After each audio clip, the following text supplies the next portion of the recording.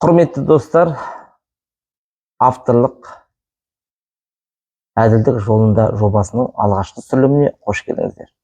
Менің қасында менің сүйіктесім осы жобаның авторы Бауыржан Заки. Құрметті ағайын, біздің теле жобаға қош келіп отырсыздар. Біз Мұхтар Өтес екеуміз осы жобаны апта сайын сіздерге дүйсенбі күндері тікелей эфирге шығатын боламыз. Және де біздің әділдік жолында бағдарламамыздың бірінші мақсаты бұл елімізде, Қазақстанда өткен аптада болған тіршіліктің, тыныстың ақпараттық талдауын сіздерге нақтылап жеткізіп беріп отыру. Яғни халық не деп жатыр, ел не айтып жатыр болған осы біздің елімізде болып жатқан үлкен елеулі оқиғаларға. Енді ең басты қазіргі кезде президенттің жолдауы. Оның ішінде халықтың ішінде резонанс дейді ғой, үлкен бір дақпыр ушуға айналып әлі күнге дейін басылмай жатқан ол сенатты тарату, бір парламентті осы құру. Сіздің ойыңызша қалай? Енді президент Қасым-Жомарт Тоқаев біраз мәселелердің түйін айтып жеткізіп берді. Біраз мәселелер талқыланды. Енді өздеріңізге белгілі, қазір уақытта шенеуніктер де, депутаттар да, басқалар да былай айтқанда бұқараға өзінің ықпалын жүргізе алатын белсенділерде Фейсбукта, Инстаграмда қазір нағыз жұмыстарын жасап барлығын түсіндіріп жатқандай болып тұр. Бірақ дегенмен де біз түсіндірумен емес, бұл жерде жаңалық талдау ретінде айтқымыз келетіні. Енді ішіндегі ойып аларлық мәселелер көп. Бұл енді әйел адамдардың кейбір уақытта қатты айқайлап дөрекілікке баратын да бар. Жасанды интеллект те бар. Жасанды интеллекті де көп айтылды. Мына бас прокуратураның жанындағы активтерді бұрын былай айтқанда қазақшалайтын болсақ, ұрланған жемқорлардың заңсыз байлықтарын елге қайтару комитетін енді инвестицияларды қорғау комитеті деп өзгеше атауын берілгендігі, және де соның ішінде бір өзектісі бұл енді біздің парламенттің, сенат пен мәжілістің бірігіп бір палаталы парламент болуында. Осы мәселені президент дөп айтты. Бұның енді бірнеше біздің ойымызша плюс мен минустары да бар. Яғни біріншіден айтар болсақ, осыған дейін жай отырат осылар. Зейнеткерлікке шыға алмай жүргендерді, немесе зейнетке шыққан бұрынғы билікте болғандардың басын бір жерге ескі қазақстандықтарды жинап қойған деген сенаторларды, яғни сенатта жабудың бірінші шарасымен қабылданып жатыр. Ол енді халықты қуантып отыр. Өйткені өздеріңіз әлеуметтік желіден оқитын болсаңыздар, сенаттың кетуіне, сенаттың тарауына, тек қана бір палаталы болуына қазақ тілді де, орыс тілді де басылымдар мен сайттар және де қолданушылар көптен көп оған разылшылығын білдіруде. Дегенмен де енді оның жаңалықтың екінші жағы бұл енді президенттің реформалап айтқандай бір палаталы жасау үшін, яғни адамдар енді тікелей сайлана алмау мүмкін, халық тікелей азаматтарды бірден мәжіліске депутат ретінде сайлауға таңдай алмауы мүмкін. Өйткені бұл жерде жасалатын тізім тек қана партиялық тізіммен деп отыр. Осы айтылғаннан бастап жолдаудан қазір партиялар арасында тартыс басталып кетті. Өзің қалай ойлайсың, тағы да бір жаңа партиялар құрыла ма екен? Енді бұл жерде әлі де белгісіз. Өйткені бірінші нұсқасы менің ойымша партиялар өз тізімін ұсынғанмен бәрібір бюллетенде дауыс беретін, яғни үміткерлердің, кандидаттардың фамилиялары болуы мүмкін. Бірақ дегенмен де біздің ойымызша негізгісі енді және солай болатын да шығар. Тек қана партиялардың атауы болуы мүмкін, және қай партияны сен таңдадың, сол партия өзі көп ұпай жинағаннан кейін өзінің ішкі сайлау тәртібі арқылы өзінің мүшелерін ары қарай айтқанда парламентке енді сайлауға, яғни мәжіліске өткізетін болады. Бірақ енді бұл жерде ең біріншісі енді бана құқықты шектейтін, менің ойымша конституциялық құқықты, бұл енді азаматтардың өздерінің депутат болам деген үміттерінің бұл жерде қиындауында. Мысалы, именно саған дауыс беретін болса, сен партияның несіне қарап, бүткіл дауысында маған беріп жіберуі мүмкінсің да, оның мен барып отырмын да, екі партия болса. Енді дегенмен де бұл жердегі бір партияның мүшесі болсақ. Бір партияның мүшесі болса, әрине ол бір-біріне дауыс беруі мүмкін, немесе ол өздері шығамыз деп жүрген. Мен көп дауыс жинаймын халықтан, бірақ та мен депутат болып отырмаймын, партия өз шешеді сонда. Солай. Иә, яғни бір адам былай айтқанда қара жұмыстың бәрін жасап беріп, екінші адам, яғни барлық жағынан да саяси қалыпқа, саяси билікке қажет портретке келетін адам ары қарай өтпей қалуы мүмкін. иә, өтуі де мүмкін, немесе өтпей қалуы да мүмкін. Бірақ енді осындай түйткіл мәселелер бар, иә. иә, Мұқай енді бұл енді менің ойымша бөлек кәдімгі арнайы талдауды қажет етеді, және де бұл жерге нағыз осы партияны жақсы зерттеп жүрген саясаттанушыларды шақыру керек. Енді мына сенің келесі сұрағың, бірақ бұл жерде мынандай бір үміттің бір көзі шынында да жанып тұр. Бізге бір тағы бір үміттің жылт еткен жері, біз әбден үйреніп қалғанбыз. Партиялар тізімі дегеннен кейін, яғни бізде барып партиялар кім бар еді? Аманат пе еді, Байтақ пе еді, ауыл ма, республика деп жантақтап жатқанша, неге азаматтар, белсенді азаматтар бастап, белсенді халық соны қостап, партия ашпасқа, партия жұмыстан басқа? Бұл қазіргі уақыттағы саяси Қазақстанның бір алатын асуларының бірі деп ойлаймын. Сондықтан да билікке де бұл жаңа партия емес, партиялар қосылса да, үміттерін өздерін көрсетсе де, және халық оны қаншалықты қолдайтынында сол жерде, сол нағыз сайлауда көре алар еді. Керемет ұсыныс. Бұны енді үтіртіп қойып, келесіге көшейік, өнерімізге көшейік. Біз өз өнерімізде қандай оқиғалар болады? Халықтың аузында жүрген, елдің құлағында жүрген, көкейінде жүрген. Меніңше, бұл күнделікті жүретін жолымыз Подстепныйда екеуміз көтерген көпірдің мәселесі. Сапасыз, бірақ оны айттық, жеткіздік, ақауда ұлттық сараптама растады, бірақ та ешқандай өзгеріс жоқ. Ал мостың салып болмай жатып, топырағы қағайылып жатыр. Көресіз ғой. Енді сол қосалқы жол да уақытша көпір іске қосылғанша қойып қойған. Онда ешкім қарап жатқан жоқ. Тіпті кеше көзімен көргенім өзінің бір газель жолдың сапасыздығынан аударылып қалып, жарты сағат ана жерде бәріміз топырлап тұрдық. 2-3 КАМАЗбен көтеріп алдық. Ешкім келген де жоқ, көмектескен де жоқ. Халық өзі көтерді, өз орнына қойды, әрі қарата жыбырлап, өз тіршілігін сүріп жатыр. Сол кезде уақытша сол жолға ақша бөлінді ғой. Күнделікті қырып тұру керек, тазалап тұру керек. Оның бәрін ешкім қадағалап отқан да жоқ. Ана жолдан доңғалақ түсіп қала жаздады. Не айтасыз? Енді жалпы жол мәселесі бізде баяғыдан бар. Жалпы жолдың жоқтығы, жолды салуының аздығы, ол салынған жолдардың сапасыздығы, ол ақшаға миллиардтап ақша бөлінетіні бәрібір бізде халықтың алдында билік осы жерде дұрыстап тұрып, кәдімгі айыбы бар, кінәлі. Өйткені осы соңғы 30 жылда біз Қазақстанның айтқанда 90-95%-ын асфальтпен, яғни тас жабынмен қамти алмай отырмыз. Енді айта беретін болсақ, Оралда, Батыс Қазақстанда өздеріңізге белгілі, былтыр қателеспесем, былтырғы күзде еліміздің президенті ұлттық даму жоспарын бекітті. Сол ресми құжатқа сай біздің Батыс Қазақстан облысының жолдары ең нашар, сапасыз, жаман деген жолдары бар облыстардың ішінде ең соңғы орыннан кейінгі орындалады. Яғни соңынан санасын болсақ, енді бұл жерде де ұсыныстар көп, иә.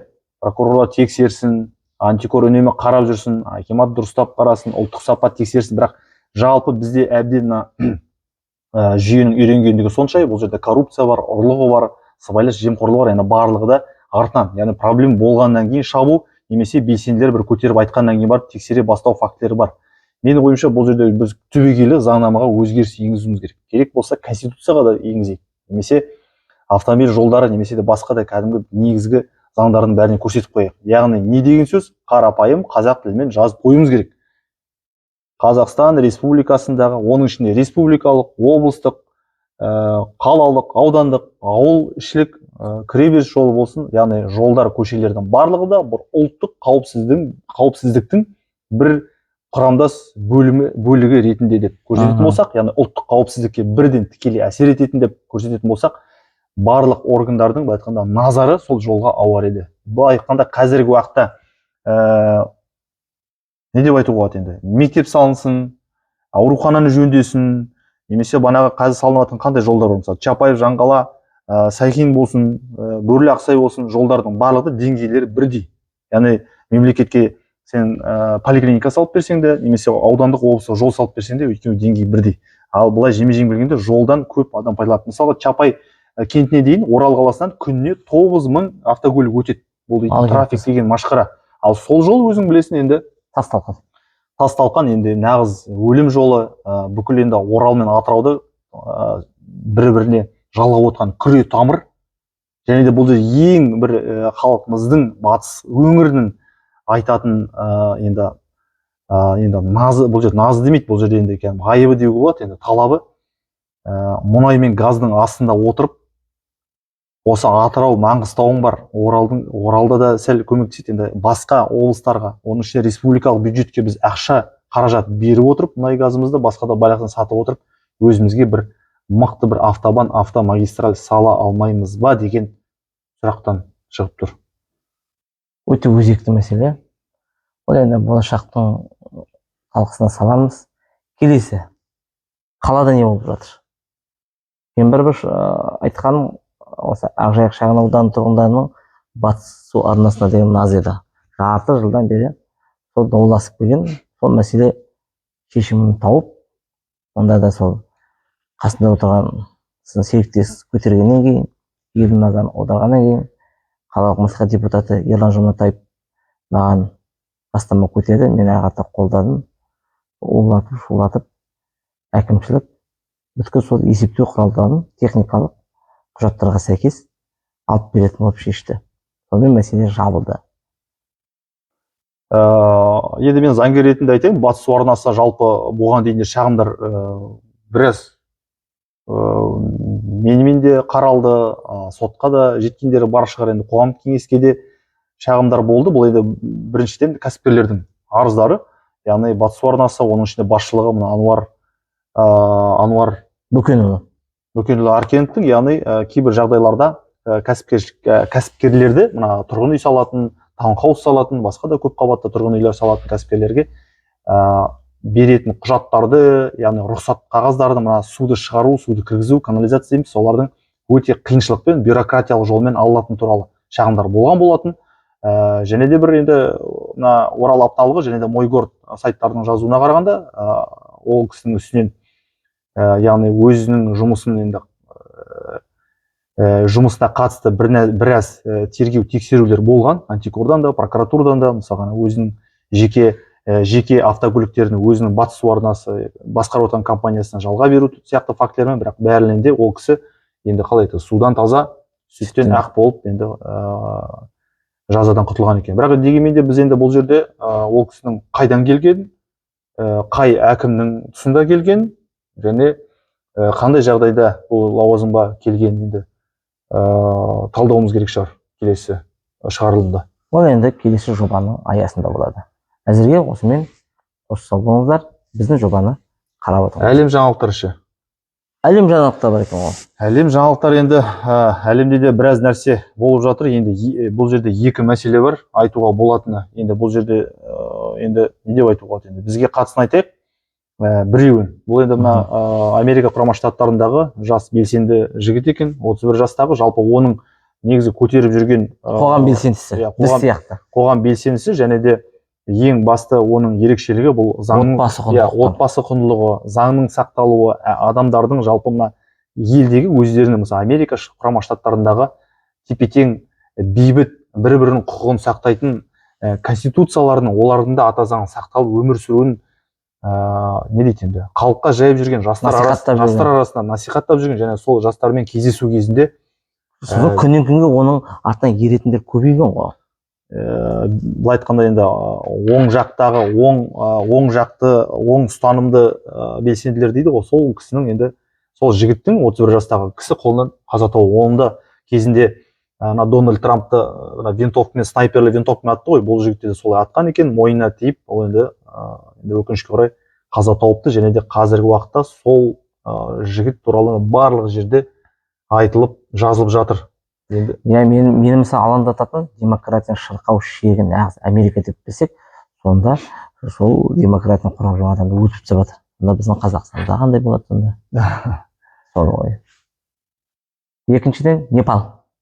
Нағыз жемқорлықтың, сыбайлас жемқорлықтың ордасына сол бір шектен шығуына шыдай алмай, халық көтеріліп, қазіргі кезде жемқорлар вертолетпен қашып жатқан көрінді ғой самолетпен елден қашып жатыр.